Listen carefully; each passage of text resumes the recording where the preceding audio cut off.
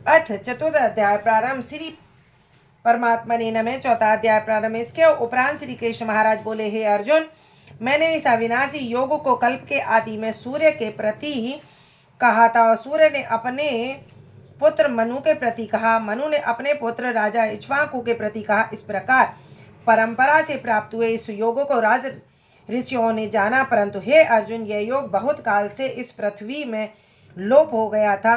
वह ही यह पुरातन योग अब मैंने तेरे लिए वर्णन किया है, क्योंकि तू मेरा भक्त और प्रिय सखा इसके लिए, तथा यह योग बहुत उत्तम और रहस्य अर्थात अति मर्म का विषय है। इस प्रकार भगवान श्री कृष्णचंद्र महाराज के वचन सुनकर अर्जुन ने पूछा, हे भगवान, आपका जन्म तो आधुनिक अर्थात अब हुआ है और सूर्य का जन्म बहुत पुराना है, इसलिए इस योग को कल्प के आदि में आपने कहा था, यह मैं कैसे जानूं।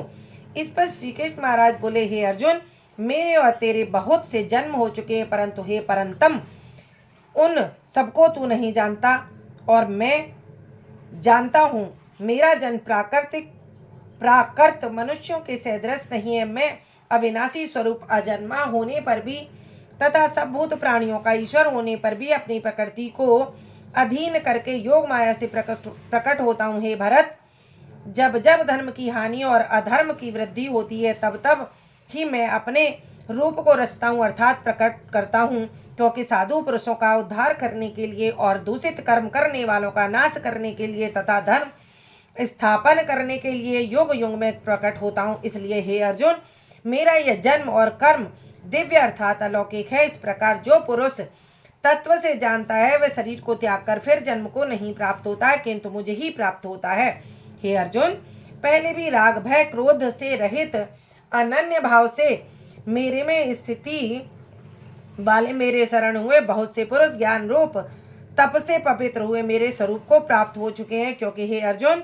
जो मेरे को जैसे भजते हैं मैं भी उनको वैसे ही भजता हूँ। इस रहस्य को जानकर ही बुद्धिमान मनुष्य गण सब प्रकार से मेरे मार्ग के अनुसार वर्तते हैं। जो मेरे को तत्व से नहीं जानते वे पुरुष इस मृत्युलोक में कर्म के फल को चाहते हुए भी देवताओं को पूजते हैं और उनके कर्मों से उत्पन्न हुए सिद्धि भी शीघ्र ही हो जाती है, परंतु उनको मेरी प्राप्ति नहीं होती। इसलिए तू मेरे को ही सब प्रकार से भज।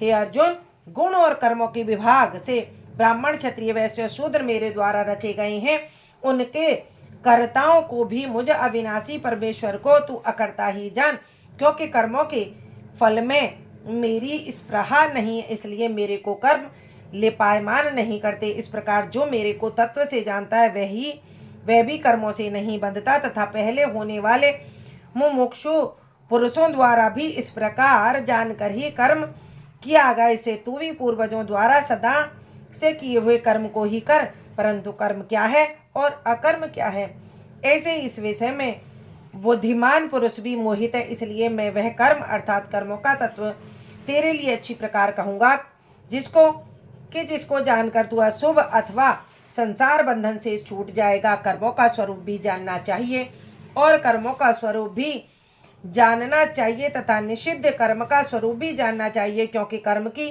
गति गहन है। जो पुरुष कर्म में अर्थात अहंकार रहित की हुई संपूर्ण चेष्टाओं में अकर्म अर्थात वास्तव में उनका न हो पाना देखें, और जो पुरुष अकर्म में अर्थात अज्ञानी पुरुषों द्वारा किए हुए संपूर्ण क्रियाओं के त्याग में भी कर्म को अर्थात त्याग रूप क्रिया को देखे, वह पुरुष मनुष्यों में बुद्धिमान है और वह योगी संपूर्ण कर्मों का करने वाला है। अर्जुन, जिसके संपूर्ण कार्य कामना और संकल्प से रहित हैं, ऐसे उन ज्ञान रूप अग्नि द्वारा भस्म हुए कर्मों वाले पुरुषों को ज्ञानी जन भी पंडित कहते हैं। जो पुरुष सांसारिक आश्रय से रहित सदा परमानंद परमात्मा में तृप्त है, वह कर्मों के फल और संग अर्थात कर्तव्य अभिमान को त्याग कर कर्म में अच्छी प्रकार वर्तता हुआ भी कुछ भी नहीं करता है। जीत लिया है अंतःकरण और शरीर जिसने त्याग दी है, संपूर्ण भोगों की सामग्री जिसने, ऐसा आशा रहित पुरुष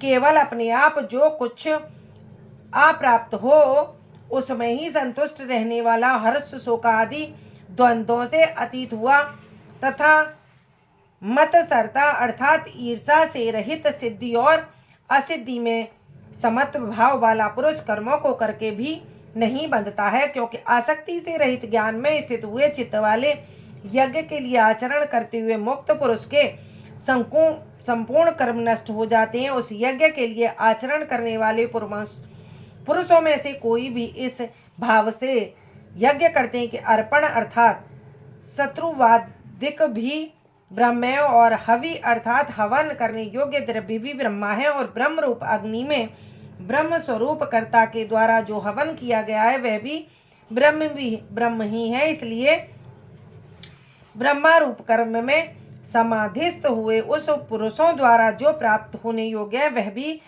ब्रह्म ही है, और दूसरे योगी जन देवताओं के पूजन रूप यज्ञ को ही अच्छी प्रकार उपासते हैं अर्थात करते हैं, और दूसरे ज्ञानी जन पर ब्रह्म परमात्मा अग्नि में यज्ञ के द्वारा ही यज्ञ को हवन करते हैं। अन्य योगी जन श्रोता दिक सब इंद्रियों को संयम अर्थात स्वाधीनता रूप अग्नि में हवन करते हैं, अर्थात इंद्रियों को विषयों को रोककर अपने वश में कर लेते हैं, और दूसरे योगी लोग शब्दातिक विषयों को इंद्रिय रूप अग्नि में हवन करते हैं, अर्थात रोग द्वेष रहित इंद्रियों द्वारा विषयों को ग्रहण करते हुए भी भस्म रूप करते हैं।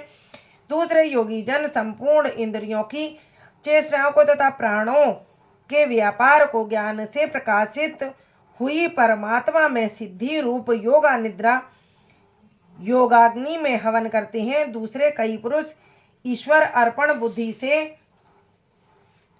लोक सेवा में द्रव्य लगाने वाले हैं, वैसे ही कई पुरुष स्वार्थ पालन तप यज्ञ को करने वाले हैं, और कई अष्टांग योग रूप यज्ञ को करने वाले हैं, और दूसरे अहिंसा आदि क्षीण और व्रतों से युक्त यत्नशील पुरुष भगवान के नाम का जप तथा भगवत प्राप्ति विषयक शास्त्रों का अध्ययन रूप ज्ञान यज्ञ के करने वाले हैं। दूसरे योगी जन अपान वायु में प्राण वायु को हवन करते हैं, वैसे ही अन्य योगी जन प्राण वायु में अपान वायु को हवन करते हैं, तथा अन्य योगी जन प्राण और अपान की गति को रोककर प्राणायाम के पारायण होते हैं। दूसरे नियमित आहार करने वाले योगी जन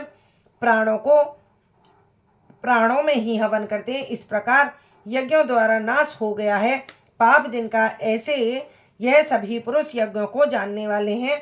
हे कुरुश्रेष्ठ अर्जुन, यज्ञों के परिणाम रूप ज्ञान मृत को भोगने वाले योगी जन सनातन परब्रह्म परमात्मा को प्राप्त होते हैं, और यज्ञ रहित पुरुष को वह मृत्यु लोक भी सुखदायक नहीं है, फिर परलोक कैसे सुखदायक होगा।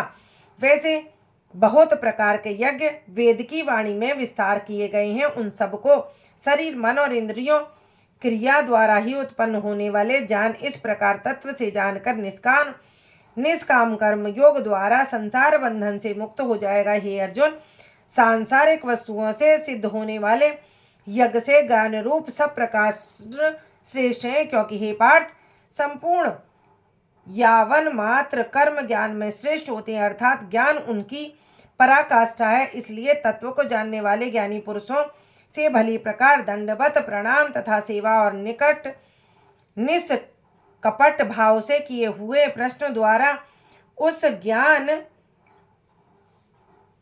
को जानने से मर्म को जानने वाले ज्ञानी जन तुझे उस ज्ञान का उपदेश करेंगे जिसको जानकर तू फिर उस प्रकार मोह को प्राप्त नहीं होगा। और हे अर्जुन, जिस प्रकार ज्ञान के द्वारा सर्वव्यापी अनंत चेतन रूप हुआ अपने अंतर्गत समष्टि बुद्धि के आधार संपूर्ण भूतों को देखेगा, उसके उपरांत मेरे में अर्थात सच्चिदानंद स्वरूप में एकागी भाव हुआ सच्चिदानंद में ही देखेगा। यदि तू सब प्राणियों पापियों से भी अधिक पाप करने वाला है तो भी ज्ञान रूप नौका द्वारा निस्संदेह संपूर्ण पापों को अच्छी प्रकार तर जाएगा। हे अर्जुन, जैसे प्रज्वलित अग्नि ईंधन को भस्ममय कर देता है, वैसे ही ज्ञान रूप अग्नि संपूर्ण कर्मों को भस्ममय कर देता है। इसलिए इस संसार में ज्ञान के समान पवित्र करने वाला निस्संदेह कुछ भी नहीं है। उस ज्ञान को कितने ही काल में अपने आप समत्व बुद्धि रूप योगी के द्वारा अच्छी प्रकार शुद्धांतकरण हुआ पुरुष आत्मा में अनुभव करता है। हे अर्जुन, जितेंद्रिय तत्पर हुआ श्रद्धावान पुरुष ज्ञान को प्राप्त होता है। ज्ञान को प्राप्त होकर तत्क्षण भगवत प्राप्ति रूप परम शांति को प्राप्त हो जाता है। हे अर्जुन, भगवद्विषयक को न जानने वाला तथा श्रद्धा रहित और संशय युक्त पुरुष परमार्थ से भ्रष्ट हो जाता है। उनमें भी संशय युक्त पुरुष के लिए तो न सुख है और न ही यह लोक न परलोक, अर्थात यह लोक और परलोक दोनों ही उसके लिए भ्रष्ट हो जाते हैं। धनंजय, समत्व बुद्धि रूप योग द्वारा भगवद दर्पण कर दिए गए हैं संपूर्ण कर्म जिसने और ज्ञान द्वारा नष्ट हो गए सब संशय जिसके ऐसे परमात्मा परायण पुरुष को कर्म नहीं बांधते। इससे हे भारतवंशी अर्जुन, तू समस्त बुद्धि रूप योग में स्थित हो और अज्ञान से उत्पन्न हुए हृदय में स्थित इस अपने संशय को ज्ञान रूप तत्व द्वारा छेदन करके युद्ध के लिए खड़ा हो। इति श्रीमद् भगवत गीता उपनिषद एवं ब्रह्म विद्या तथा योग विषयक श्री कृष्ण और अर्जुन के संवाद में ज्ञान कर्म सांख्य संयोग नामक